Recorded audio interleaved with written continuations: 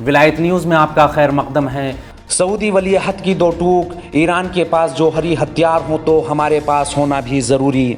Saudi अरब के वलीअहद मोहम्मद बिन सलमान ने एक बार फिर ईरान के मुमकिना जौहरी असलहों की बात करते हुए कहा कि अगर ईरान के पास जौहरी ताकत हो तो ज़रूरी है कि सऊदी अरब के पास भी जौहरी असलहे मौजूद हों।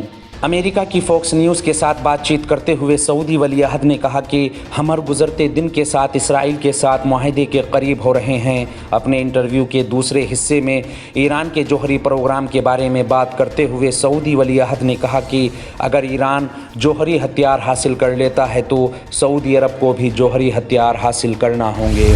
इस खबर में फ़िलहाल इतना ही। कौमी, बैनुल अक़वामी और आलमी इस्लाम की अहम खबरों से बाखबर रहने के लिए विलायत न्यूज़ से जुड़े रहिए।